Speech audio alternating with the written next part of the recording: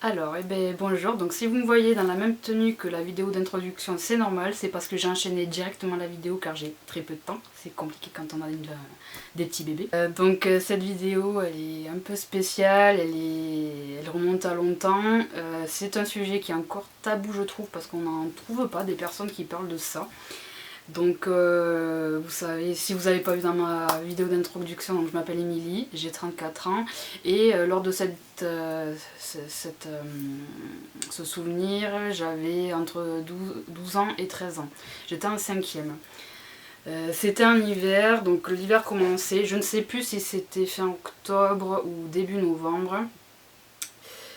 Si vous êtes sensible à tout ce qui touche les accidents de voiture, ce genre de choses, donc là ce n'était pas grave, mais passé cette vidéo, je prenais le bus, il faisait nuit, il pleuvait, donc je rentre des cours, il faut savoir que les cours je terminais à 17h15, le temps de rentrer chez moi, je finissais et je rentrais, il était 18h. Et quand il pleut comme ça dans le sud, ce sont des pluies diluviennes, c'est-à-dire qu'il pleut beaucoup. Donc en général, j'avais quand même 1 kilomètre à pied pour rentrer chez mes parents à ce moment-là.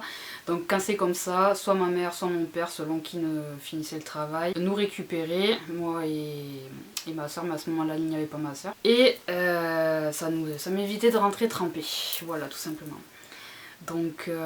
J'attendais mon père, donc je descends quand je suis dans le bus, je vois une voiture qui ressemble à celle de mon père et je me dis mince, j'étais toujours pressée par le temps. Il faut savoir que je suis quelqu'un qui aime être à l'heure, qui est toujours très très speed pour ça, trop.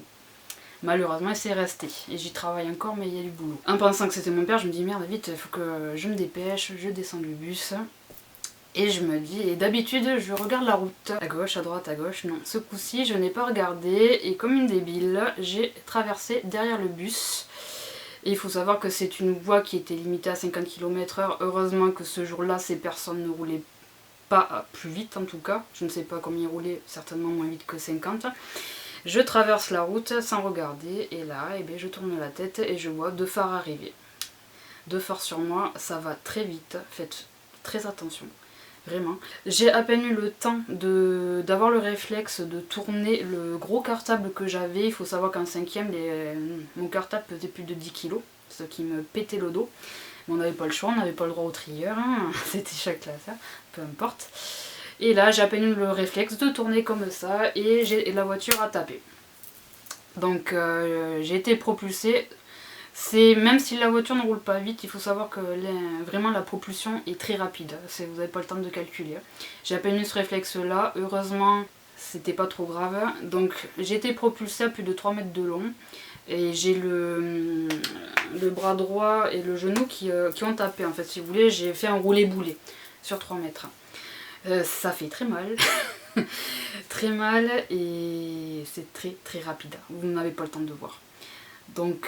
J'ai été assez en état de choc, le réflexe que j'ai eu quand je me suis relevée, c'est d'aller au bord du trottoir et de sortir de cette route surtout. J'avais peur en fait que, comme c'est allé tellement vite, qu'il y ait d'autres voitures derrière qui m'écrasent. Donc je passe, là les conducteurs se sont arrêtés, se sont garés et en fait ils ont dû glisser avec l'eau qu'il y avait. Ils étaient en état de choc et c'était un couple d'une 50aine d'années à l'époque, si je me rappelle. Très très gentil, et moi j'étais en état de choc, je dis mais je suis désolée, t'arrives et là les premiers mots, est-ce que ça va. Et je dis je suis désolée, à cause de moi, vous savez ça, ils ont dit qu'est-ce que tu racontes, c'est notre faute, on t'a pas vu. J'ai dit mais justement j'ai traversé, j'ai pas fait attention. Et c'était la seule fois où j'ai pas regardé, bien sûr. Fait que ça arrive là. Donc un autre conducteur en face a vu ce qui s'est passé, s'est arrêté, a demandé si ça allait. Donc, mis à part une douleur au coude et le genou quand même bien emmouché, on va dire bien rouge, c'était rien de grave, mais ça va très très vite. Physiquement, j'ai rien eu, moralement, ça m'a marqué.